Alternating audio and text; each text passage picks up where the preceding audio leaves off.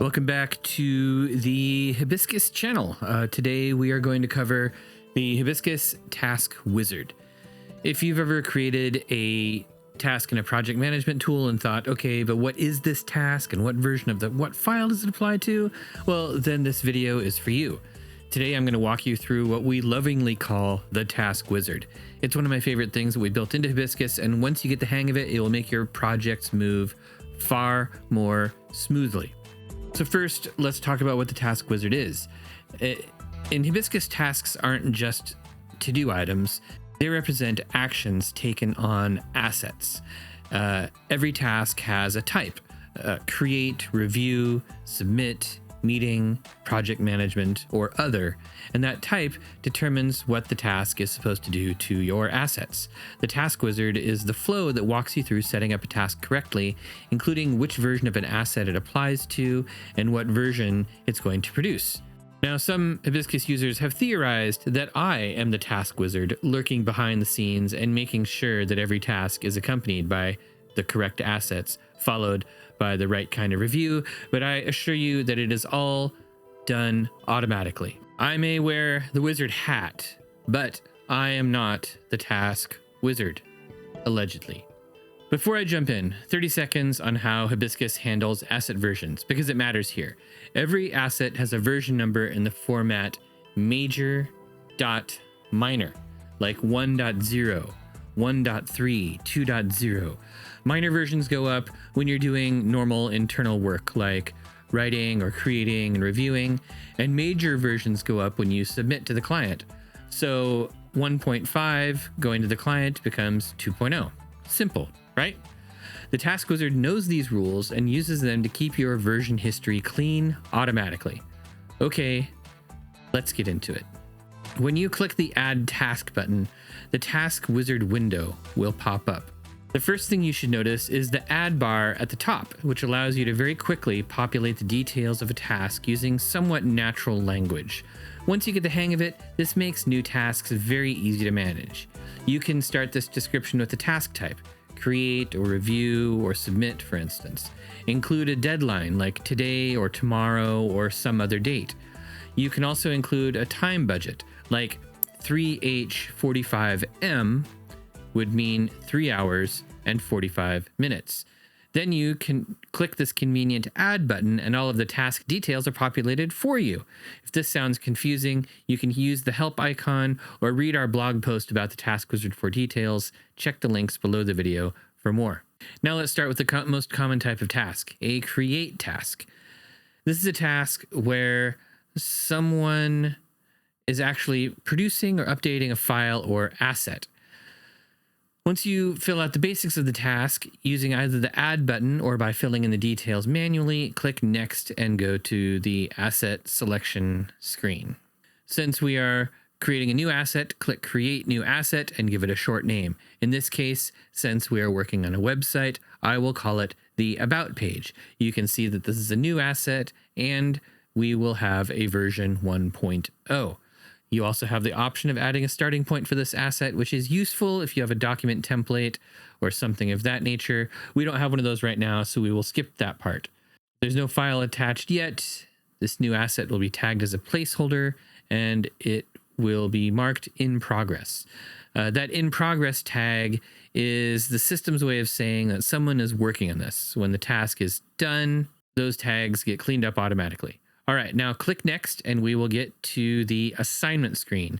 If you're the only user assigned to this project, this next screen will not appear. It will be assigned to you automatically. Once you have assigned the task, you can scroll down and see that the Create Task Now button has appeared. Click that and your task is ready.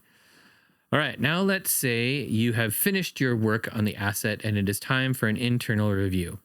From the project task list, click on the menu for the task you have finished and click Complete Task. You now have the opportunity to log your time, then upload your completed asset.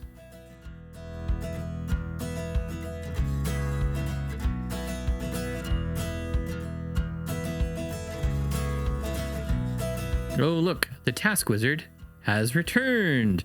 Based on whatever task you just completed, it readies the next task for you. In this case, a review task. If you are a solo freelancer, review tasks might not make much sense with your workflow, but for agencies or those working with partners such as copy editors, they do make a lot of sense. A review task pulls in the latest version that isn't already a placeholder or an in progress. And when the task completes, it produces a new minor version tagged reviewed. What I like about this is that you never have to wonder if something has been reviewed. It's right there on the screen. Use the add bar to include information like how long you think the review would take and when the next due date is. You can also include some details about the review. When these details are ready, click Next. You will find that you are on the asset selection screen again, but the correct asset has already been selected for you. This is very convenient. The task wizard tries to be both smart and helpful. Click Next and move on to the assignment screen. Here, since it's a review task, you should select somebody who is not you. You should not review your own work. Once again, after assigning a worker, you can scroll down to the Create Task Now button and click it. Now for the exciting one. You're ready to send something to the client. At this point, the task wizard asks you to confirm that you did indeed send the completed asset to the client. There's a convenient button that allows you to copy a link to the asset, which you can include in your client communication. A submit task takes the latest version, reviewed or not, and marks it submitted.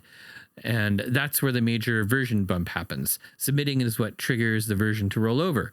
So if you're submitting version 1.4, the system knows that the next round of work starts at 2.0. Once you have uploaded an asset and logged your time, you can click Complete Task and move on to the next screen. Now, when you complete a submit task, the next type of task is project management. We went back and forth over this for a while on what type of task this would actually be, but here's my reasoning. Frequently, after submitting to a client, you need to collect feedback from the client and figure out what your next move is. The task wizard, wise though it may be, cannot anticipate what your client is going to say. So once again, you go through the process of creating the task. And here you can add some notes if you want to about getting client feedback and what to do next. And you can select who the task will be assigned to. Click Create Task Now, and you are done. Now, when you finally hear back from the client, your next step will be clear. Perhaps the client is very happy with no notes, if that's ever a real thing. In that case, you can mark the asset approved and move on to your next project or your next asset. But your client probably does have notes, and when that happens, you will complete your project management task and start the create review cycle over again, but this time on the new major version, version 2.0, version 3.0. There are a few other task types that I will touch on quickly. Meeting and other tasks can optionally have assets attached, which is useful if you're reviewing something in a call or doing some sort of miscellaneous update. But they don't have the same strict versioning rules. Meeting tasks cover any kind of meeting, including phone calls, in-person meetings, and video calls. Sometimes it helps to remind the client and the freelancer that meetings are billable. Other tasks cover miscellaneous work outside of the asset flow, such as research, writing update emails, general housekeeping, onboarding new contractors, that sort of thing. We don't know what an other task is going to mean for you, but we want Hibiscus to be flexible enough to hold all of the tasks you are clocking time against. Not everything fits neatly into a create, review, submit cycle, and that's to be expected. So why does the task wizard matter? Because when you're deep in a project with multiple assets, multiple rounds of revisions, and a client who keeps asking, what's the latest version? Hibiscus can just tell you. You don't have to reconstruct it from your file system or email inbox. The task history is the version history. This solves so many pain points, clears up so many miscommunications, and when you're working with others or working on multiple assets, it really, really helps keep your workflows separated and keeps everything making sense in your projects. So that's the Task Wizard. Like I said, it sounds like a lot when you describe it, but in practice, it just becomes the way you think about work in Hibiscus. Create, review, submit, rinse, repeat.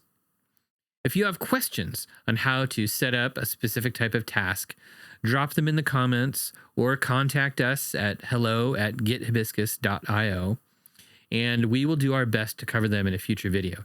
And if you haven't yet, check out the link below to get started with Hibiscus. If you found this video useful, please like and subscribe and do those other video things, and I will see you in the next video.